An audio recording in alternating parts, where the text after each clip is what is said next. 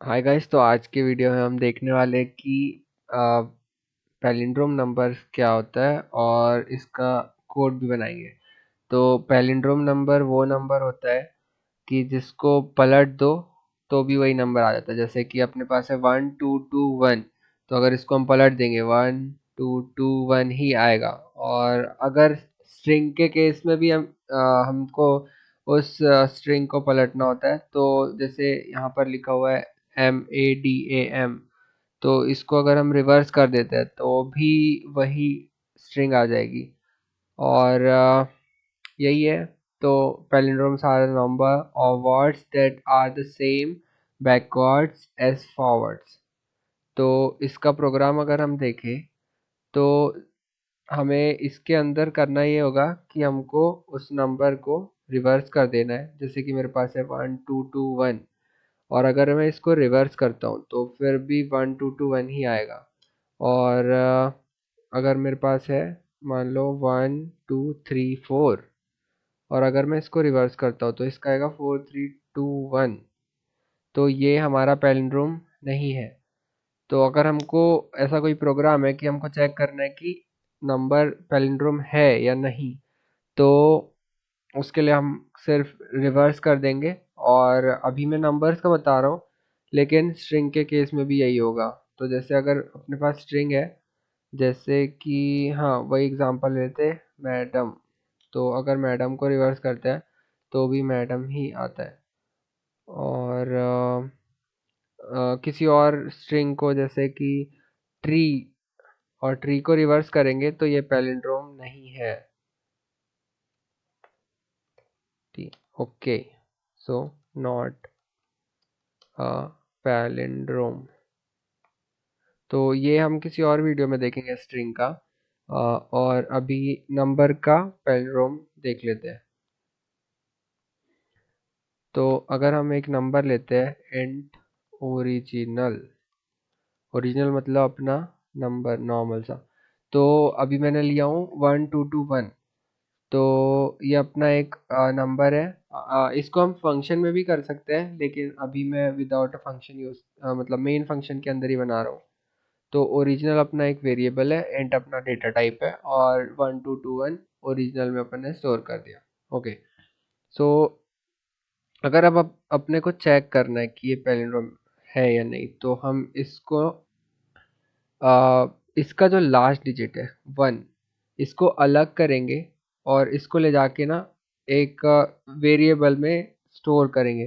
फिर उसके बाद इस 1 के बाद वाला 2 जो ये है, फिर इसको उसमें स्टोर करेंगे। फिर उसके बाद इस 2 को, फिर उसके बाद इस 1 को।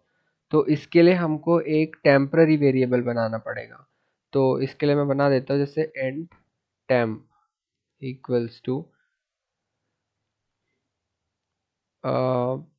टेम्पररी वेरिएबल बनाने की जगह मैं ये कर सकता हूँ, टेम्पररी का इस्तेमाल करूँगा तो मैं आंसर नाम का वेरिएबल बना लेता हूँ, आंसर,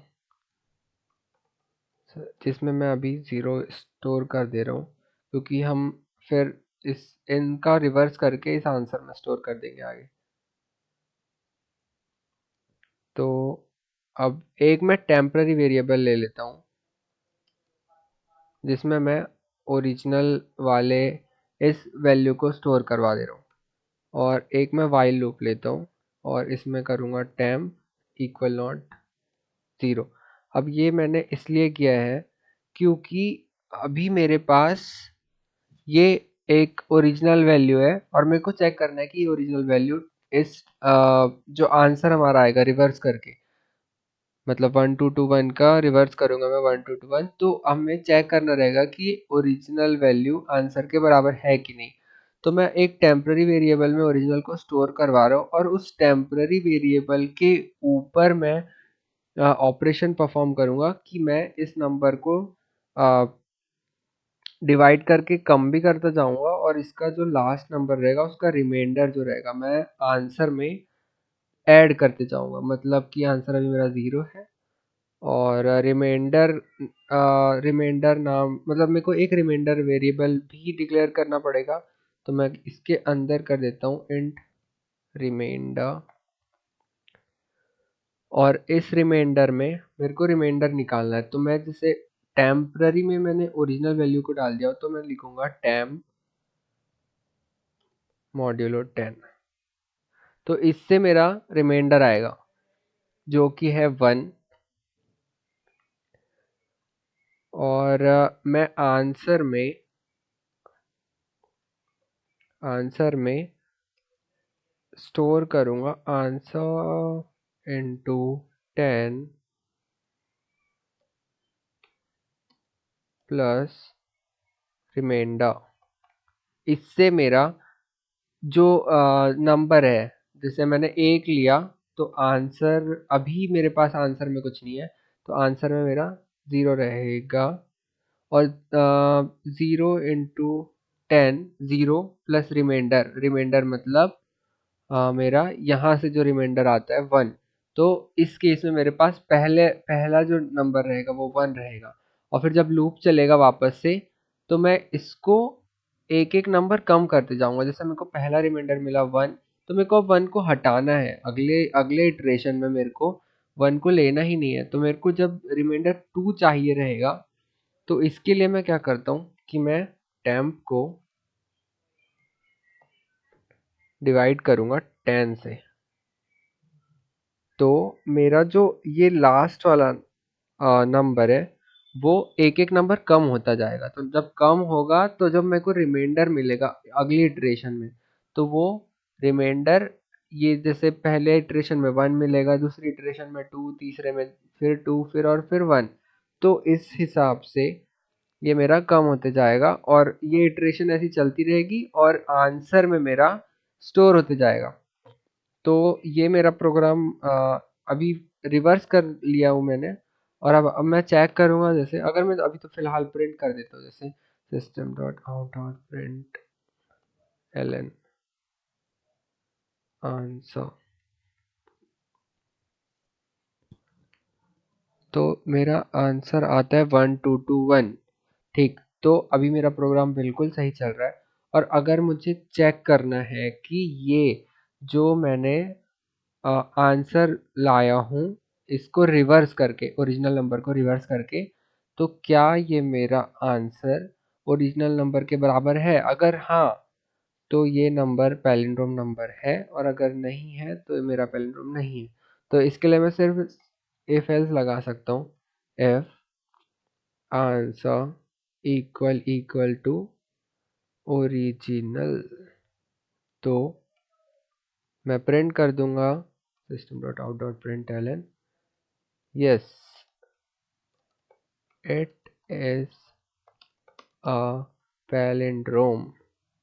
और अगर नहीं है तो मैं प्रिंट कर दूंगा system.out.println no it's not.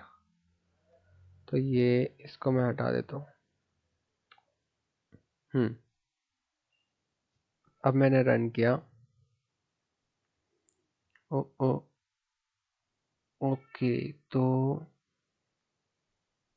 Print की स्पेलिंग गलत है।